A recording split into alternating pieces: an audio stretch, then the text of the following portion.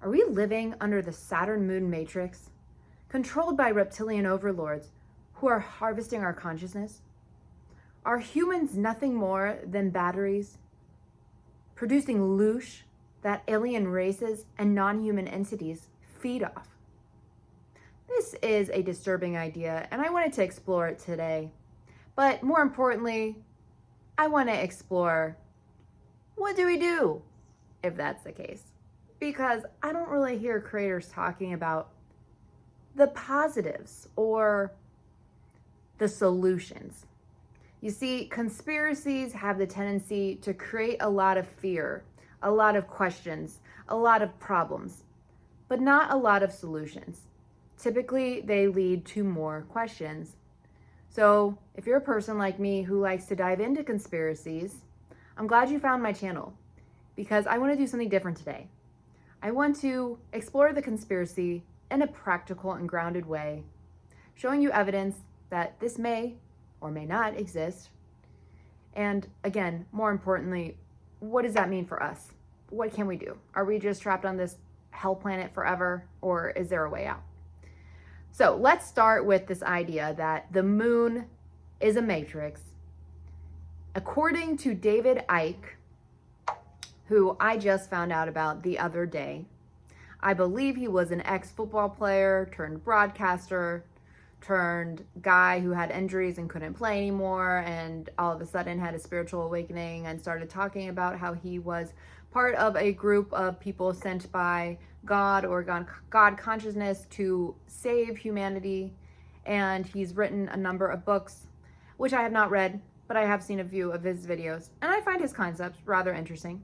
But I think it's important to look at them through a grounded lens. Let's look at hard evidence. Is there hard evidence that there's even technology that could exist? And my grounded perspective is that, yeah, actually there is. If you look back to everything that we've been talking about on this channel for the last couple of months, most of my research starts in the 1940s.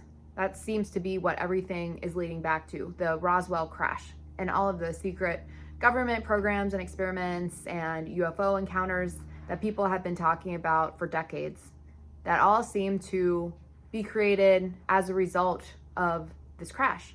And what's interesting is that what preceded the crash and Roswell incident was, if I'm not mistaken, the nuclear war in the 40s, World War II.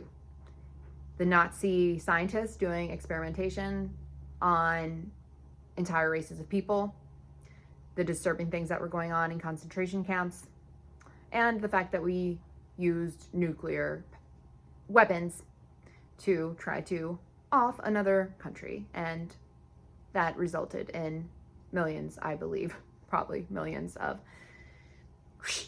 people eradicated. So, to me, if we're playing, is this a conspiracy theory rooted reality or is it not? I don't think it's that far-fetched to think that A, we're not alone in the universe. B, there's some kind of higher intelligence that created us. C, said higher intelligence might be a little freaked out if they see that their creation is just trying to obliterate each other. So, in my mind, it makes sense that if aliens are real, which, by the way, if you go back and read a bunch of declassified articles that have been released by our own Central Intelligence Agencies, our government, I believe in 2020, Trump admitted that UFOs or aliens were real. I don't know. I saw some articles. I don't really remember because it was a while ago and everybody seemed to just casually forget about the our government talking about UAFs or UAPs or whatever the F they are called now, and non-human intelligence. But I think it's a pretty accepted idea among humans that non-human entities, or aliens as we call them, actually do exist, and a much larger number than not have actually seen UFO technology in action. They've seen UFOs in the sky. They've seen strange drones and strange lights. So let's backtrack a little bit, going back to the Roswell crash and everything that happened as a result of that or after that, you find out, or I have found out in my research, that there was alien technology that was discovered at the crash site. And I released a video a couple days ago about Northrop Grumman.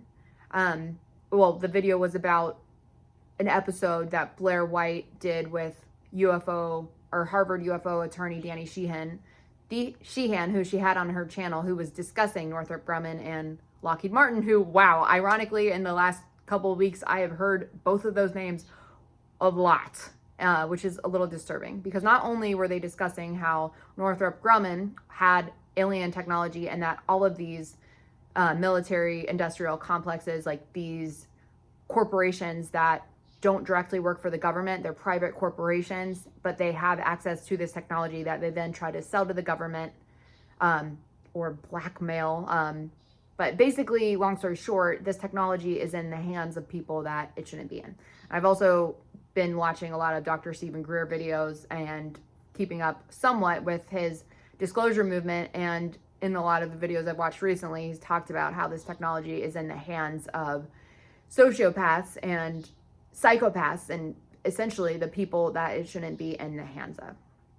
So what does all this have to do with the Matrix Moon? Well, I'm sharing with you the background because if this kind of alien technology exists, basically the kind of stuff that we have seen in Star Trek and Star Wars that we think, wow, that could never happen, that technology is so advanced. According to Dr. Stephen Greer, this stuff actually does exist, and a lot of other whistleblowers. I don't know how big his network is, but I know on his videos he's talked about how they have just a ton of people in their network and a lot of whistleblowers that come forward, but also whistleblowers that still work in the dark and essentially are sharing information because they know it's the right thing to do for humanity, right?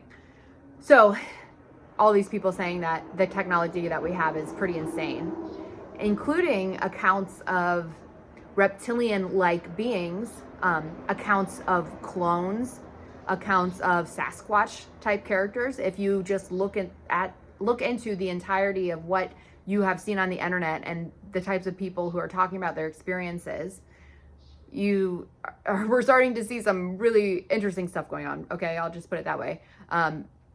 Something else that just came to mind was the vampires in Louisiana that are now popping up on TikTok. And that, when you're looking at that just in the context of a singular story about Sasquatch, or a singular story about a UFO abduction, or a singular story about a satanic ritual, or somebody who's had SRA or SA done as a child, and they're talking about the reptilians that they saw, or the vampires that this cult was, that their cult was involved with, or the fact that they came from a cult of vampires, okay?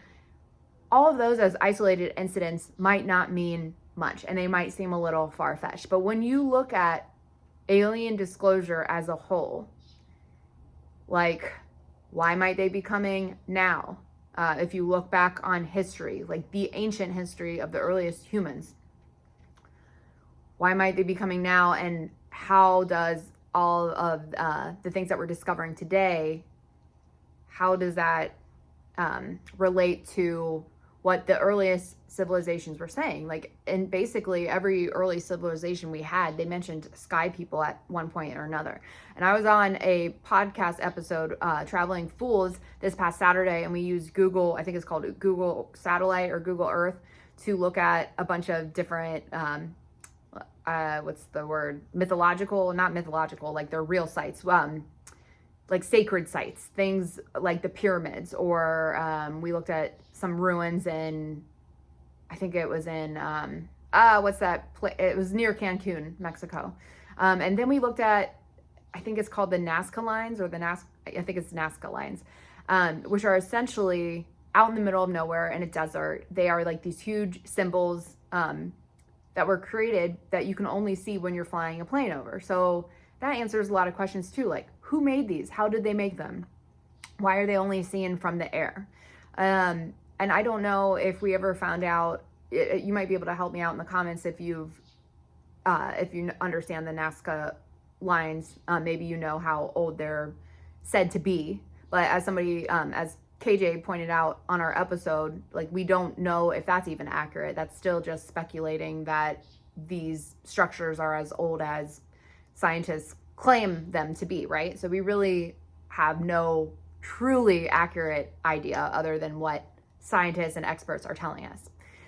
So this is kind of going all over the place, but I'm hopefully kind of building a foundation for you to understand all of this stuff that is going on and why this idea could actually be possible. So not only do we have these extraterrestrials that came to us in the 1940s after we used nuclear war, and we're doing crazy Nazi experiments on people and eradicating a lot of people from the human race. Not only do we have that for a possible reason that higher intelligence might step in, but we also have the technology, according to tons and tons of whistleblowers and eyewitness accounts. We have technology to not only build spaceships and UFOs like the ones that were discovered at the crash site, but according to a lot of whistleblowers and firsthand experiences, we have technology to potentially create, reptilian type beings. Because if we can create clones, and people are smart enough to make shows like Westworld, where they explain to us how the clones would even operate, or how the AI consciousness even operates. If we have AI right now that literally answers the second you press send, it's already typing a response. Like, how does that even work? I think that is part of a quantum computer, which according to, who was I watching? I was watching somebody, I can't remember if it was David Icke or if it was something else. I was watching an episode earlier, and it was talking about, I think it was David Icke, talking about the Google quantum computers and how that technology, something about parallel realities and quantum entanglement. I feel like you have to understand quantum entanglement and reality at a very basic level. Like, we are matter and energy cannot be created or destroyed. The double-slit experiment, where two different observers were viewing a particle, I think it was a wave particle, and depending on who was viewing it, the wave particle collapses into a different reality for this person than the reality that it collapses into for this one. But basically, all possibilities exist in this matrix, or in this quantum field. David Icke was talking about that, but also Dr. Stephen Greer talks about it in basically the same concept, but in a different way. Like, we have the entirety of consciousness in each and every one of us. So we are not only the water drop, we are also the ocean. So when you meditate, like a huge reason why I always teach meditation, when we meditate, we have access to the quantum field of information, all of higher intelligence. It's all in our mind, in every one of us. But the reason why we're not accessing it every given moment is because there's so many distractions around here, and there's so many physical things competing with our attention. And then if we get down to the very basics of understanding the way our universe operates, this idea that everything exists as a whole, every possibility exists as a potentiality until it collapses into wave form when viewed by the observer. So if that's our basic understanding of the universe, then that means that the possibility for aliens exists, the possibility for reptilians exists, whether or not the reptilians exist because they're an alien species, or whether or not the reptilian entities exist using some kind of advanced technology that we have here on Earth to create clones that have AI consciousness that are a result of some kind of genetic experiment where they've turned into some kind of reptile. Is that what these reptilians are? Or are they evil aliens from another dimension here to punish Earth beings and steal our consciousness?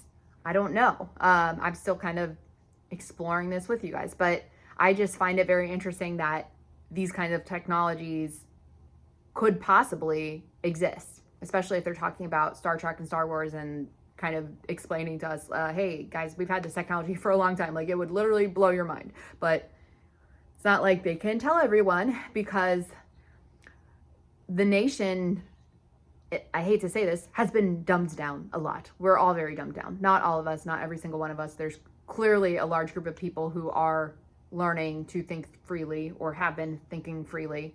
or naturally have higher IQs where they're more inclined to think freely. But you have to admit, I mean, anytime you get on the internet, don't you ask yourself, like, what is going on in this place? How do certain people not understand specific concepts? And it starts to make sense when you look at the mind control and the psychological warfare that has also been happening, which we've also been covering in a lot of my videos when I talk about MK Ultra stuff, when I talk about monarch programming, when I talk about all of this stuff, even down to some of the technologies in the gateway tapes. And I don't think the gateway tapes are inherently bad, but if you look at the US patents, I'm just curious why they're copying EEG brainwaves, what they're using that technology for. Are they using it as a way to copy somebody's brainwaves who maybe enters meditation states very easily, and they have certain skills that they want to replicate through that technology? Or are they using it for something else entirely? I don't know. It could be both. It could be neither. But it's important that we keep our mind open to possibilities and don't accept the one narrative that is being told to us, especially if we're not looking into the people who are telling us these narratives. For example, does that person telling you a specific narrative have ulterior motives? Do they stand to gain something financially? Do they stand to gain something like power over you, something like that? Or control in another way. So it's important to kind of keep an open mind to that as well. So kind of all over the place here. But also one of the things I wanted to touch on is this Saturn-Moon Matrix. Okay, so I've already showed you the foundation for why there could be a technology like that exists. Okay, so the fact that, again, that the aliens, the extraterrestrials, were first spotted in the 1940s, at least in this reality, because, I mean, not to mention all the encounters that our ancestors had with sky people, but they're, here in this reality. And I believe I read from another source or saw another video, I don't remember what, but I think I'd heard that the sky people would always come down whenever humans were ready to advance. So they could not interfere with humans' free will, but they could give us the technology. And if we destroyed ourselves with it, that was on us. But apparently this Galactic Federation, or one of the ways it's come through in my mind during meditation, was the Council of Druids. So does anybody have information on that? Because I'd be interested to look more into that too, because that was one of the things that I had heard in my mind when I was meditating, and I had no idea what it was, so I had to look it up. And when I looked at the Council of Druids, I saw that a lot of other people who get these types of messages in meditation or while channeling or trying to connect to their spirit guides, they receive messages from this Council of Druids, or who are a Galactic Federation type beings. And then I know, of course, there's also people out there who think this kind of channeling or these kind of messages could be demonic in nature. So how do we know? One of my rules of thumb is, how does it feel when you receive these messages? Like, I believe that every human has discernment, and I think that there's been a lot of mind control done on the population to dumb us down through the use of substances and TV programming, music programming, which is a whole nother conversation, which I feel like is very important to mention. But my point is that we've all been dumbed down to not be able to tune into our own discernment. And one of the ways this, just as an example, when they're trying to dumb us down, they're trying to dumb us down into lower states of consciousness, which are directly connected with our emotions. I believe our emotions are connected to our manifestations. So if you look at the emotional scale is a chart that you can just Google and find the emotional scale online, but it assigns different frequencies for different emotions. So you've got these smaller, more condensed emotions like fear, or like guilt, shame, and fear are the lowest level emotions. And then it moves up into anger, pride, resentment, frustration, willingness, courage, openness. I don't know if I'm saying this in the right order, but basically what I'm trying to express is that as we move up the emotional scales, we expand in consciousness, and our auric field expands, and we exist in these higher states of these higher frequency realities. But the highest emotions are love, peace, enlightenment. And what is enlightenment? To me, enlightenment just means that you have an open mind and you're able to perceive things on almost like a well, actually, I was gonna say a non-emotional level, but when it comes to using our emotions are also so important when we're trying to discern this information. And I think that's what enlightenment is. It's being in touch with your emotions, being able to understand when you're in certain emotional frequencies. Not only that, but also being able to talk yourself into higher emotions so you can see things from a higher perspective, aka you can see things of all possibilities, or like an enlightened perspective, when you can see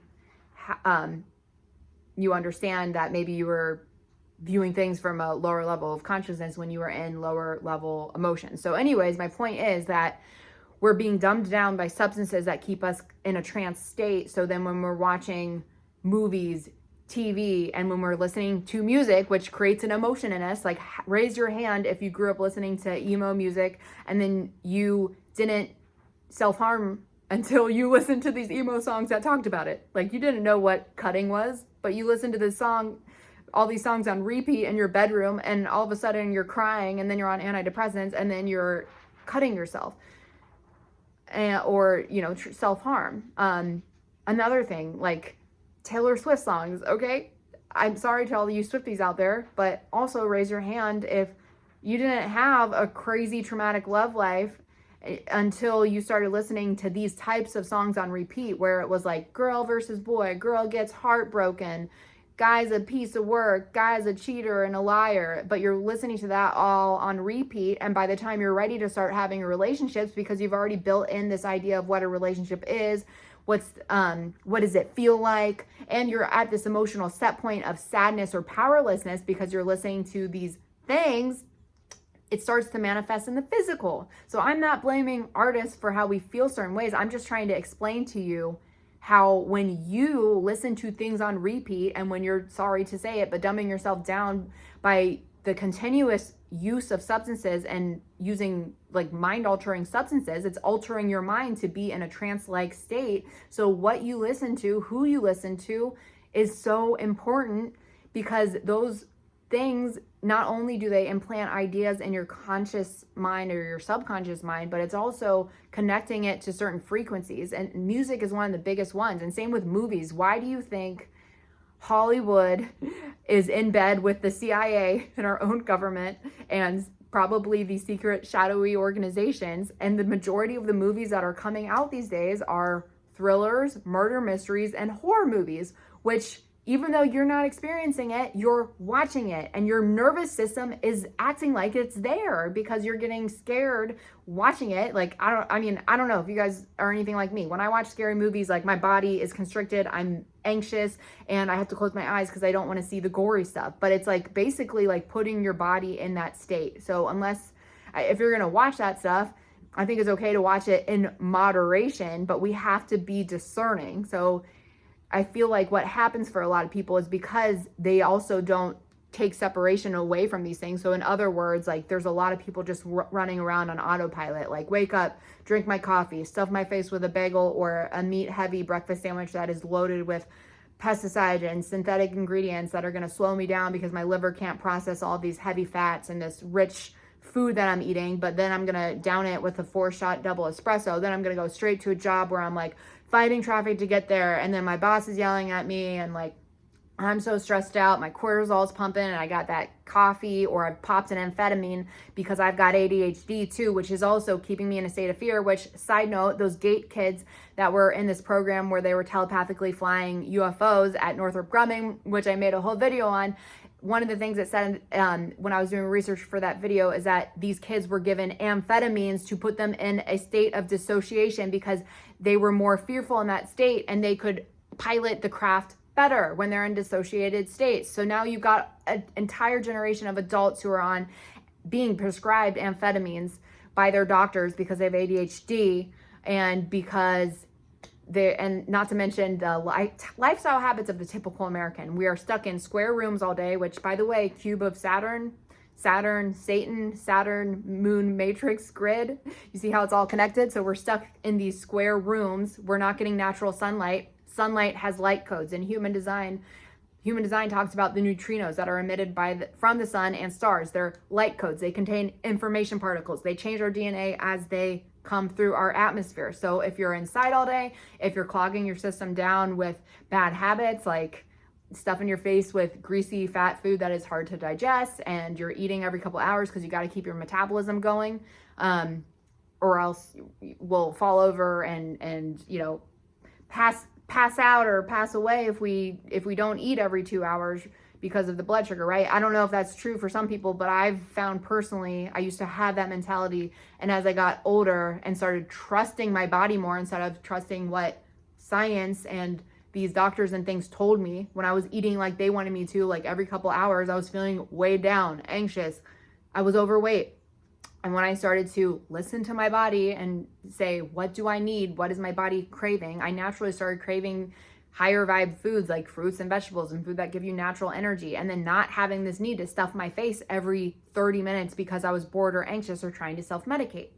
So this is, long story short, we've got a lot of adults operating in this space where not only the substances are weighing us down, but then the jobs that we have and the stress created from those jobs, then traffic on the way home, and then you've got a limited amount of time. You've got to decide, am I going to feed my kids, spend time with my children, or is it easier to just stick an iPhone in their hand or an iPad in their hand so I can have some gosh darn me time? Am I going to take a nap, or am I going to take a shower? Am I going to go see my friends, or am I going to focus on a hobby? So I know this lifestyle all too well because I was living it as a young adult, and I think so many of us are, and I was absolutely miserable, and I was in a state of anxiety all the time. So no wonder every time I went to the doctor, it was like, you've got generalized anxiety disorder, you have ADHD, you have depression. Yeah, I have depression because I'm depressed. This lifestyle is not happy. I'm in a constant state of anxiety and fear all the time.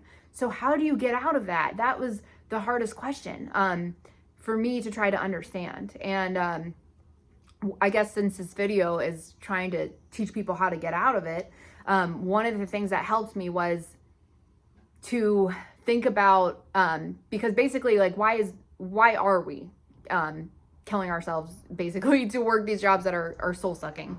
And then why do we have all these habits? We have the habits because we have the money to support the habits, because we're slaving away at jobs that drain our energy. I'm not talking to everyone. I know some people love their jobs. Not everybody has a soul-sucking job. I'm only talking to the people who have soul-sucking jobs and who can relate to what I'm saying.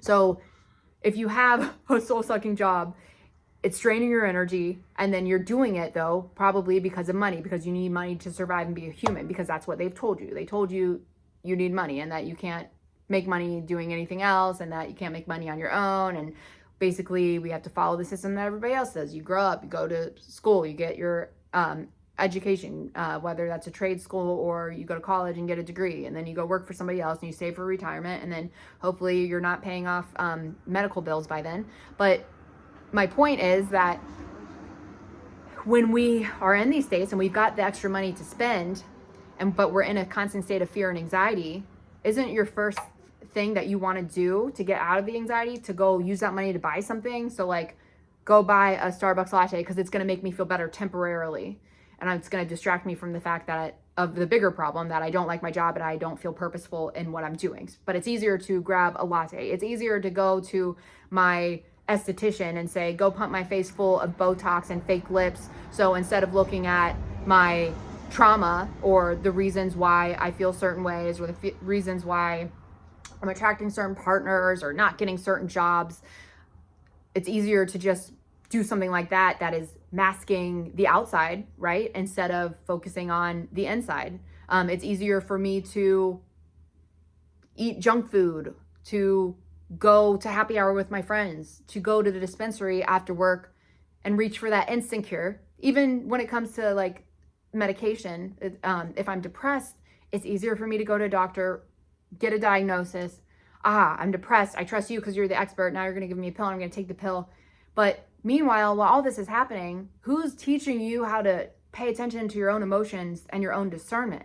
In my case, nobody was. I had to learn all this stuff on my own. And the only reason I did learn all this stuff and that I was inspired to look at is because I had a little bit of discernment. So there was something in me that as all this was happening, this overconsumption lifestyle, this complete, depression and anxiety and just difficulty of being a human in this day and age, trying to support yourself without being in survival mode all the time. I had the tiniest bit of discernment that said, when doctors told me, you know, something's wrong with you, like your depression, your anxiety is a disease.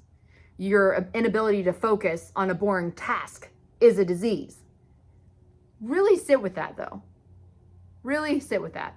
I sat with it and it did not make sense to me because inherently, maybe I'm lucky, I don't know, but I knew that, you know, I grew up as, for the most part, a happy kid. I mean, I don't remember my gate memories, so for all I know, I could have had some serious trauma, and I know that there has been trauma in my past, but for the most part, when I was a young kid, like, I don't remember anything too traumatic, okay? I just remember bits and pieces of bad stuff, but I remember being a happy kid. Like, I still had an imagination, I still had friends, I still had good things happen, because it's natural for children to, I think they overcome trauma a little easier, and a lot of that trauma catches up to us as adults. So it gets implanted in our psyche at a young age. Children have the ability to dissociate, to go to their alternative fantasy world when trauma is happening to them. So they can maintain higher emotions even while bad things are happening. And I think as we get to be adults, it becomes unacceptable to act like a big kid, or to, you know, we don't have hours upon hours to devote to fantastical, you know, fantasy things. I mean, unless we're playing video games, I guess, or unless we're talking to our girlfriend about the guy that hasn't shown interest in us for 5 years, but we're fantasizing to our girlfriends that he's going to turn around one day and, you know, decide to love us. Not that I've done that before in my past life, but, just saying, I guess in a way, a lot of us are living in fantasy. But I guess my point in all that is saying that as children, it's easier for us to be in higher emotions than when we are adults, we get introduced to the real world, and most of the real world is paying bills, working hard, like following this life that other people have before us. And then people start telling us things like, grow up, like, life isn't easy. You have to put your boots on and go to work. Like, life's not easy. Like, you don't get to spend your fun money until you die. But yet all of us are spending this fun money on, you know, alcohol with our friends and mimosas at brunch and fattening food and whatever we're spending it on, instead of focusing on how to stop being dependent on those things. So all that to say, my point is that when I was living this lifestyle, I asked myself, well, how can I survive on less money? How can I stop being controlled by money? I can get rid of some of these habits. What would happen if I gave up my Netflix subscription? Well, I wouldn't have something to entertain me, so I'd have to find ways to entertain myself. Well, I guess that's okay, because I could get back to art stuff. I could get back to drawing, which all I need is a 25-cent pencil and a piece of paper for, and I can draw. Or I can be resourceful. I can go through my old junk drawers and see if I can put anything together.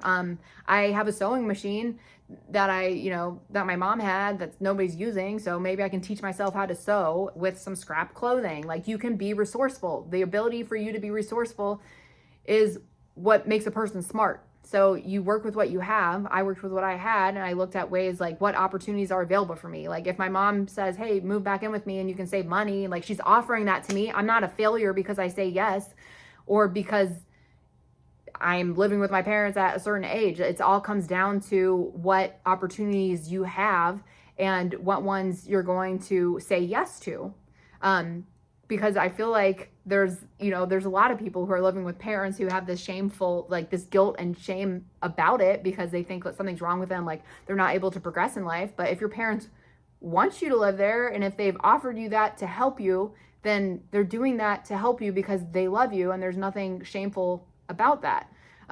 Where it becomes shameful or like a negative thing is if you're doing it and you're overstepping somebody's boundaries and you're causing that person harm by doing so. So I'm trying to show the difference between those two things. But yeah, so everybody's going to have different opportunities, and some people have more opportunities than others. But what I've learned in my lifetime is, like, when one door closes, another one opens, and sometimes I have to create that door and open it for myself. So anyways, once you start kind of adopting this attitude where you start to try to find the blessing in something rather than this attitude of I'm always a victim, bad things always happen to me, I'm never going to get ahead in life. If I can simply find a way to shift my thinking from, okay, this is something negative that happened to me, but what's the advantage in this? Like, how can I flip this into a positive? If I can start doing that, I can slowly start to unravel myself from the holds that these systems have on me. So what I find very interesting about the monetary system is that it's on our dollar bills. Like, the Illuminati symbolism is on our dollar bills, the top down, pyramid, the triangle, the all-seeing eye, right? That's on our dollar bill. I know it is. Okay.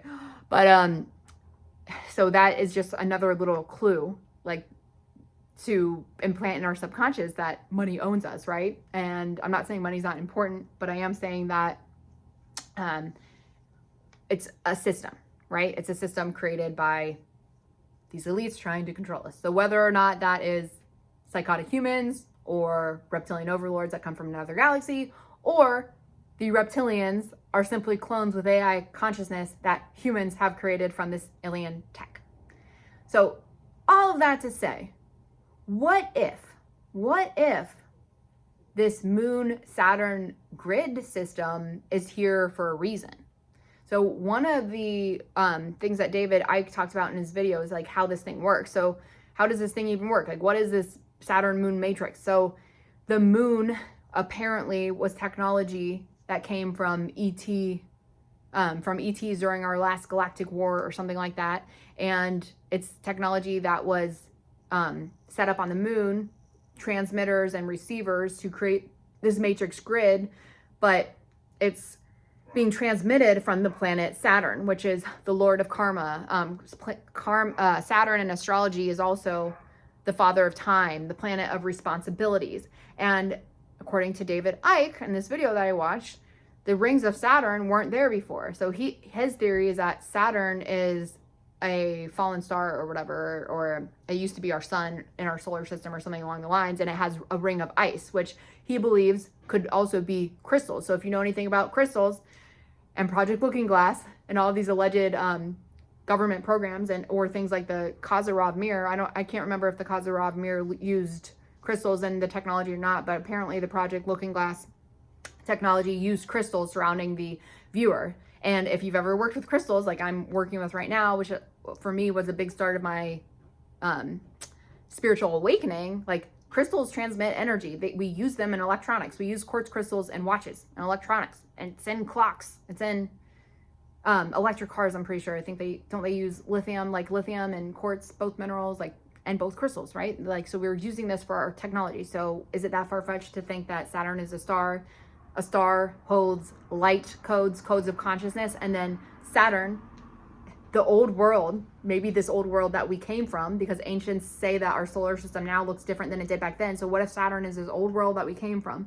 What if the rings are just some kind of technology where they've got all these crystals in orbit transmitting these sounds? Because if you Google sounds of Saturn, you can hear some really disturbing sounds. And what if this moon is kind of like a giant projector, and it's picking up these receivers and it's kind of transmitting it to Earth through the technology that we have through our satellite systems? I don't know.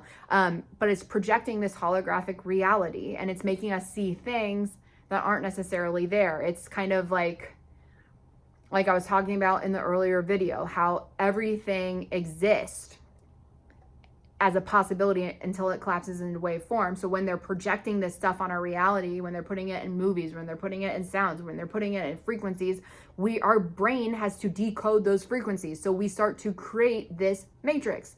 But why would they want to have humans create this matrix? According to David Icke, it's because these reptilians they don't have the ability to create reality of themselves. And then I don't remember if this was from David Icke's video or something else, but I believe I've heard people say that reptilians, another word for the reptilians, is essentially the Archons, or what we would call demons, or what other religions might call Djinn. So these deceptive spirits that don't have a physical form, and the only way they can experience reality and life is if humans create for them, because they don't have the five senses, but they can manipulate reality that you're projecting, and they can manipulate you from the mind to decode reality in a certain way by decoding or scrambling around the information that you are decoding. So hence all of the deception that's happening. But, and I think that's just so interesting because I don't know that much about the Gnostics, but I learned recently that the Gnostics were knowledge, I think, or writings from the Gnostics, a group that called themselves the Gnostics, were found in the pyramids, I think, and then they were burned in the Library of Alexandria or something like that. I don't know when that happened, but I think all of these ancient writings and teachings that were talking about the Archons, they were destroyed in this library. And then other people believe that this information like might still be locked in the Vatican, like hidden from public. So my other question, is there really such a thing as extraterrestrials that are this alien race of like reptilians that are trying to keep human consciousness at a certain level? Or is this more of like a spiritual war where these unseen forces, these demons, these archons of reality, they don't have physical form, but they're able to manipulate human consciousness, or they're like some kind of parasite, because parasites, right? They feed on us. They can manipulate our mind. They can make us have cravings, right? So everybody knows all about the parasites. You got to deworm your dogs, right? And deworm yourself if you're a human, right? That is all very popular. So are these archons or these demons just another form of life? Like they're just these parasites, and they only experience reality when they get humans to use their creative imagination and free will to create it for them. So I don't know. All this stuff is kind of blowing my mind. I don't really know what I think right now, just kind of like sharing facts with you guys so people can come to their own conclusions. And I think when you start to think about this stuff too heavily and kind of have this world or this view of life where it's like we live on a prison planet and we're constantly being recycled into this soul trap, I think that can be a very disempowering way to look at things. Because the other thing I do want to mention real quick, now that we've kind of discussed what the moon Saturn matrix is and how the moon was alien technology that transmits these frequencies from Saturn, just in the way that your brain is translating sound frequency, sound waves into music, or words, waves that come from our voice into words that we're hearing. Just like we translate and decode that stuff, we're also translating and decoding whatever's coming from Saturn. So my guess is that Saturn, the other thing he mentions is Saturn is left brain. It's left brain frequencies. So if you start to get in the habit of living in your right brain, so you're not this cold hard scientist that only looks at the facts, you start to tap into your intuition and your discernment and your creativity, which they're trying to brainwash out of us, right? Have you noticed that everything, like some artists and stuff are nurtured, but they're also nurtured so they can be used and fed off of by parasites in the industry. So they nurture artists just so these record companies and labels can treat these artists like a puppet right? And then they can use the artist to perpetuate their own agenda. But in a general sense, it's not like we're going to school and you're saying, oh yes, everybody should paint and everybody should draw and everybody should create plays for the fun of it. But quick side note, you guys have heard me talk about my Gangstalking experience and my podcast and what all happened with that. And the fact that my whole podcast was a parody podcast where I was acting, I was essentially method acting. Is it method acting? I think it was a form of method acting because I'm trying to expose the Illuminati in my podcast. That's the concept of it. And then I'm acting like this stuff is real. And then months later, I find out that the people I'm working with have a lot of like weird synchronicities, as in they are part of a secret society or something, and they were trying to recruit me, and all this stuff was suddenly made real. So did that happen to me because I had a podcast character who was acting this stuff out with my creative imagination? Therefore, I was observing this reality through my emotions that I experienced when I was acting. I think that stuff is happening all the time and we're not even realizing it. So that is why I turn down certain movies and projects now, because I don't want to act in, a frightening horror movie, because I don't want to put my body in the memory of experiencing that, because I know, you know, you even see it with people like Heath Ledger and other actors who have passed from instances where they got way too into the character they were portraying, like the Dark Joker, Heath Ledger in The Dark Knight. There was a lot of speculation that he passed away because he got way too involved in the method acting of his character. So, I mean, I know firsthand, at least in my experience, like, it's weird. But you can also use that for a positive thing, right? So, like, if I want to, when I was doing all the Starletta skits about, like, oh, I'm going to be famous, I'm going to Hollywood, I'm going to Hollywood. I literally did manifest a trip to Hollywood. I went to Matt Rife's movie premiere called The Private Eye. I think it was in 2023.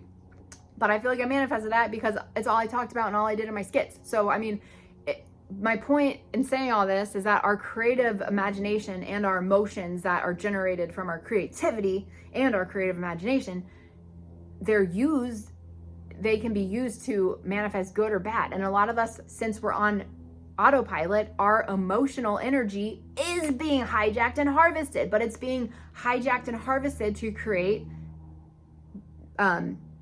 like sadder versions of reality, I'll say that, or more disempowered versions of reality. But if all of the people could wake up and realize that you are a super powerful creator and that your emotions and your heart center is what truly manifests reality, and it doesn't matter what's being transmitted out there because that's on a certain frequency, and the only way they can make you decode the frequency is if they project it onto you and you notice that they're projecting it on you. Hence, in other words, you're too tapped into the left brain thinking, so you're in alignment with those frequencies because you're a left brain thinker. You don't have room for creative thought or imagination, whether you just aren't born with it or they've just brainwashed it out of you. I mean, I think everybody has the ability to create, and it doesn't always mean just because people associate creation with acting or art or painting or something like traditionally creative like that. You can create by building something. You can create by coming up with a new invention that's super left brain or scientific. It's still part of creation. So everybody has a bit of that in their heads. So how do we protect ourselves from this supposed Saturn-Moon Matrix if it's a real thing? Which I'm not saying it is. I don't know. I'm just kind of, like I said, sharing ideas and possibilities. But if this were a real thing, how would we protect ourselves? Well, I think we would protect ourselves through gaining control over our own consciousness and emotional field. So to start giving up things that affect our emotional frequency, like stop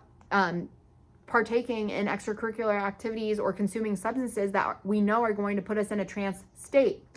Or if we are going to be in a trance state, maybe instead of turning on a thriller movie or a horror movie, I'm going to say, well, since I can't give up my Mary J, but I know it's going to like kind of like put me in a zoned out state, maybe I'll watch something that's going to enhance my consciousness. Maybe I will learn under this influence. Maybe I'll try to teach myself meditation. Maybe I will try to do a Stephen Greer CE5 contact with it, something like that, like do something cool during meditation. Maybe I'll put on some sound frequencies and try to have an OBE. Like, I don't know, you can get creative with it.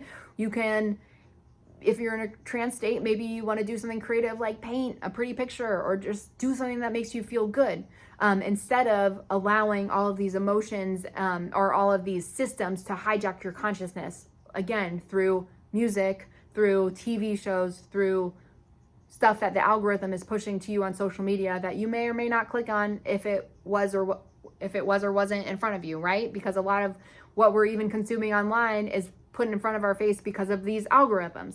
So the goal is to become conscious over what you're consuming, conscious over your own energy field and your own emotional field. Because if you're depressed all the time, first of all, if you keep the biggest trap with diagnosis when it comes to like depression, borderline, bipolar, ADHD, all of these things, I'm not saying it's bad to have a label and that we shouldn't go to doctors or anything like that, or that we should quit our meds. I'm not saying that. I'm just asking you to become aware of what's happening and understand how this is happening on an energetic level, what's happening on a law of attraction level. Somebody's telling you you're depressed, something's wrong with you, you're internalizing that. Thus, you're creating this reality where something is wrong. And since it's a lifelong diagnosis that your doctor gives you, you take on the identity that the doctor gave you. He told you you have depression, so now you take on this identity. I have depression. You start telling your friends, I have depression. You start telling your coworker, I have depression. And then what happens? You start to feel depressed. You start to feel disempowered, and then your reality reflects that. So how did I, manifest in a life where I don't have to take meds, where I'm not diagnosed with all these things? Because I refuse to accept the diagnosis. And I haven't been to the psych ward in decades. I haven't been on medication in decades. I've been happy. I haven't experienced depression or anxiety in decades. I'm happy because I trained myself how to be happy. And that's what I want to do for you guys. So I've been MIA this week because I'm working on an ESP development and remote viewing mastery program at an affordable price that hopefully everybody can afford, or that it will at least be accessible to more people than my one-on-one sessions. And that is because the single most important, most powerful, most important thing we can do at this time, where we've got crazy conspiracies saying like the moon is harvesting your energy, Saturn's harvesting your energy, and alien disclosures coming, and there's reptilians on the planet, and they're trying to harvest you for loosh. In this crazy world of conspiracies, we have to stay practical and grounded. And one of the ways that we can do that, if not the only way, is through our intuition and discernment. So how do we build our discernment and our intuition? We start to give up those substances that are controlling us. We start to gain control over our emotions by asking ourselves how we feel and looking at the causation in words, not blaming it on somebody else. Because if we blame our emotional state on someone or something else, then that thing has power over us. But if we look at it as, why am I attracting this thing? What frequency am I putting out? Is it because I'm always depressed and anxious and sad? Is that why I'm allowing this experience into my existence? Because I'm telling you, and I could not tell you like with more passion, that when I shifted what was going on inside, and when I took radical responsibility for what was going on in my emotional field, and I stopped blaming it on the boyfriend and blaming it on school and blaming it on money and blaming it and blah, blah, blah. And I said, why? What emotions am I harboring? Due to what trauma? Maybe I have emotions and beliefs because of trauma, but like, what emotions am I harboring that's making me a vibrational match to this situation? And once I started doing that, and I did exercises like meditation, like prayer, like positive affirmation, and I forced myself to get in the feeling of gratitude. I had to manufacture that feeling. I had to say, well, what makes me happy? What makes me grateful? And I had to actively think of those things. And I had to actively stop following certain accounts on social media. And I had to actively stop saying to everyone that I was depressed, because I'm not trying to reaffirm that reality. I stopped all those things, changed how I felt on the inside, and to my surprise, my outside world changed. And that's why people like me are so crazy and so passionate about teaching you guys this, because this stuff is real. So if you're ready to gain control over your energy field, over your mind, over your manifestation of physical reality, please subscribe to this channel, because I have so many tools that can help you. Astrology helped me. Human design helped me. Playing with tarot cards helped me. And yeah, that's, there's also people say that's demonic, and some tarot readers, they're messing with the devil. Well, let me just say that as a human being, that first of all, the aliens called us containers for a reason. I believe they call us containers because we are containers for frequency. Our mind is separate from our soul. Our soul essence is being housed in this body temporarily, and our mind is decoding something. So if you are a tarot reader with negative intentions, if you're messing around with the occult, as in like satanic cult stuff, lower vibrational frequencies, you're going to be that channel for your clients. And if you're a client who's also primarily existing in guilt, fear, shame, you're probably going to attract a tarot reader that's going to make you feel that way, unless beforehand you've primed yourself to feel an emotion like hope or faith or trust, and then you've raised your vibration before connecting with a reader,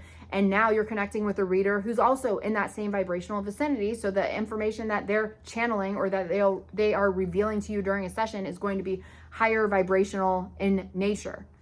So I love sharing tools like tarot, astrology, human design, because they all helped me understand who I am, what I'm here for, what is my karma in this lifetime.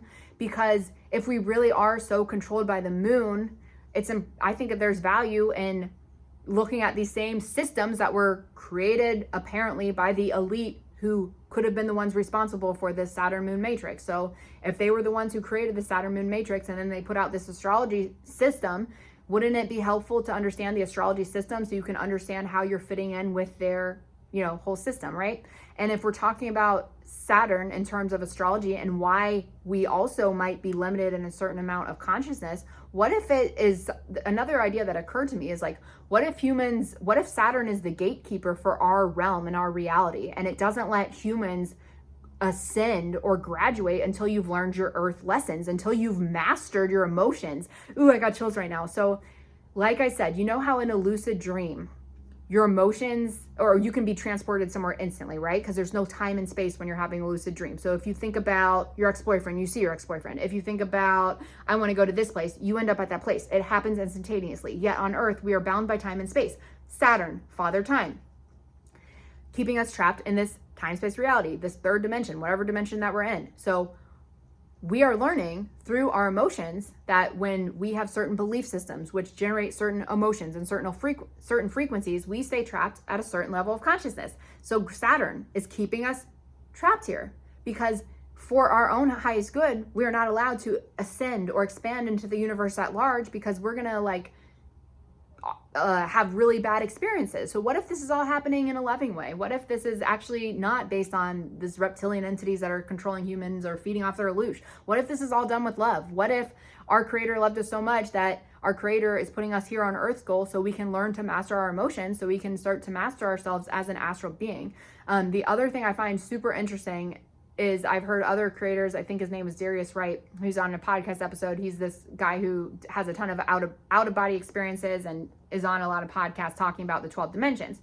And he was talking about in one of the 12 dimensions, there's like a big round table in the middle where they can see everything that's happening on Earth. And there's like guides or I don't know if they're aliens or guides or other teachers that they can look at this stuff that's happening on Earth and kind of like give you guidance, I guess. And that's super interesting because in the TV series Westworld, in their centralized control system where it's the programmers of the AI hosts that are the ones in the park where humans can come interact with the robots or the hosts or whatever, their centralized control system is like this, it almost looks like a simulation of flat Earth, like it's in a dome and they can see everything that's going on in the park.